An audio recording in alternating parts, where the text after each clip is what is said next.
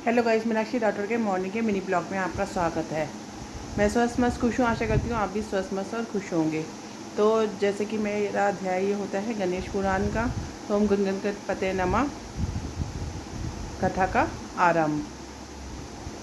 व्रत की समाप्ति, पुरोहित का याचना। इस प्रकार परम साध्वी गिरिजा नंदिनी ने पुण्य व्रत का आरंभ किया और 1 वर्ष जब तक जिस जिस नियम का पालन करने का विधान था तब तब उस नियम का निष्ठापूर्वक पालन करती रही। धीरे धीरे दिन खिसकते गए और व्रत पूर्ण होने के दिन निकट आ गए। अंतिम 15 चंद्र दिनों में निराहार रहने के पश्चात व्रत पूर्ण रूप से संपन्न हो गया। व्रत समाप्त होने पर पुरोहित ने कहा, सुब्रते आपका व्रत पूर्ण हो गया, मुझे दक्षिणा दीजिए। पार्वती ने आज्ञा दीजिए कि आपको दक्षिणा में क्या दूं। मैं आपका इच्छित दक्षिणा दूंगी, ऐसी कोई वस्तु नहीं जो आपको ना दी जा सके। देवी पुरोहित ने कुछ हिचकते हुए कहा, मेरी मांग आपको कुछ अटपटी सी लगेगी, इसलिए सोचता हूँ कि दक्षिणा लूँ ही नहीं, किंतु एक दुविधा यह भी है कि दक्षिणा ना लेने से व्रतानुष्ठान का जो फल मिलना चाहिए वह मिलेगा नहीं। गौरी ने कहा, पुरोहित जी, कार्य की संपन्नता स्वरूप दक्षिणा दिया जाना आवश्यक होता है, फिर जो लोग देने में समर्थ ना हो उनकी बात दूसरी है। मैं तो अभी दक्षिणा देने में समर्थ हूँ, तब ना देने से कार्य की पूर्ति कैसे होगी। पुरोहित बोले, देवी मैं इसलिए नहीं मांगना चाहता, कहीं आप दक्षिणा दे ही ना सके।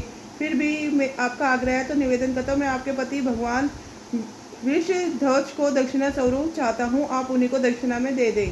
पार्वती जी को ऐसी दक्षिणा मांगने की आशा नहीं थी। भगवान लोचन उनके प्राणाधार है, भला वह उन्हें किसी को कैसे दे सकती है। फिर पुरोहित उन्हें लेकर करेंगे भी कहा, नहीं ये पागल तो नहीं हो गए। वह शैलपुत्री पुरोहित की मांग पर रह रहकर विचार करती हुई व्याकुल हो रही थी कि उनका समस्त आनंद उल्लास लुप्त हो गया और वह रोती रोती मूर्छित होकर वहीं गिर गई। मोह नाचनी परम्परा मोह विष मूर्छित देखते समस्त उपस्थित समाज हंसने लगा। भगवान विष्णु, कमलासन, ब्रह्मा एवं दिव्य ऋषिमुनियों को भी हंसी आ गई। तभी भगवान श्रीहरि की प्रेरणा से उमानाथ अपनी प्राण प्रिय के पास पहुंचकर उन्हें सचेत करते हुए, गिरजा नंदिनी उठो, पुरोहित जी को अभी दक्षिणा देने से अवश्य ही तुम्हारा मंगल होगा। देखे देख कार्य, पित कार्य एवं नित्यमैतिक कर्म भी यदि दक्षिणा रहित होता है तो फल रहित हो जाता है। उसके कारण कर्मकर्ता को कालसूत्र नामक नरक की प्राप्ति होती है। तदुपरांत उसे दीनहीन अवस्था के साथ शत्रुओं से पीड़ित होना पड़ता है। इसलिए यह संन्यास की हुई दक्षिणा उसे समय दे देनी चाहिए, अन्यथा वह दक्षिणा पड़ती हुई कई गुना हो जाती है।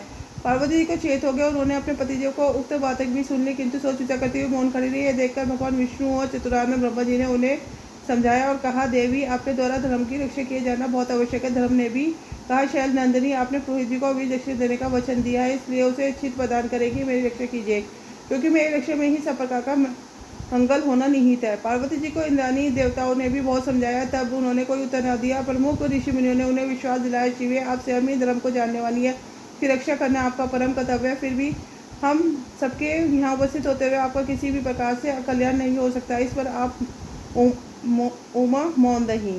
तब ब्रह्मपुर सनत कुमार ने उन्हें स्नान में पुरोहित कुछ तीखे स्वर में बोले, देवी यह तो मुझे अब इस दक्षिणा दो, अथवा आपको निर्दीर्घ काल तपश्चर्या का शुभ फल को त्याग देना होगा, क्योंकि इस महान कर्म की दक्षिणा प्राप्त न होने पर मैं इसका फल तो प्राप्त कर ही लूँगा, अन्य सब शुभ कर्मों के फलों का भी मैं अधिकारी हो जाऊंगा। देवी पार्वती ने व्याकुलता पूर्वक अपने सर्वसमर्थ पति से वंचित करने वाले कर्म के फल से कोई लाभ नहीं देखती, फिर दक्षिणा देने, धर्म को रक्षा करने वाले पुत्र लाभ होने में भी मेरा कौन सा हित होगा। मूल को न सींचकर वृक्ष की शाखा को सींचने से क्या वृक्ष हरा रह सकता है। विप्रवर, यदि प्राण ही जाने लगे तो यह देह की रक्षा का क्या प्रयोजन सिद्ध होगा। देवी पार्वती ने व्याकुलता पूर्वक अपने सर्व करने वाले कर्म के फल में से कोई लाभ नहीं, दक्षिण देने, धर्म की रक्षा करने वाले पुत्र लाभ होने में क्या हित होगा। मूल को न सींचकर वृक्ष की शाखा सींचने से क्या रह सकता है। देवदिव्य महेशियों पति से अधिक पुत्र नहीं हो सकता। साध्वी स्त्रियों के प्रार्थ पति है 100 पुत्र एक और, अकेला पति एक और, तो भी पति की महिमा अधिक रहेगी। आप ही बताइए, जब पति की दक्षिणा में दे दूंगी तो मेरे पास क्या रहेगा। फिर पति से बच्चे होने में पुत्र मिलता है तो वह वस्तु किस काम का नहीं। पुत्र को एकमात्र पुत्र पति ही है, क्योंकि वह उसी के अंश से उत्पन्न होता है। जब मूलधन ही चला जाएगा तो विश्व में कोई भी व्यापार संभव नहीं होगा। इसलिए मैं तो ये समझती हूँ कि पुत्र के लोभ से प्रति का त्याग कोई ग्रहिता नारी ही कर सकती होगी, मैं तो नहीं कर सकती। पार्वती इस प्रकार व्याकुल हो बैठी। वह पुरोहित व्रत समाप्ति की दक्षिणा स्वरूप अपना पति प्रदान करने के लिए प्रस्तुत नहीं हुई। इससे समस्त समाज में सन्नाटा छा गया था। सभी उपस्थित जन की कतारों बैठे रहे। किसी की भी समझ में नहीं आ रहा था कि उपस्थित समस्या को किस प्रकार सुलझाया जाए। तो इसी के साथ यह अध्याय पूर्ण होता है। ओम नमो पार्वते पते नमः। सबको राम राम, सबको राधे राधे।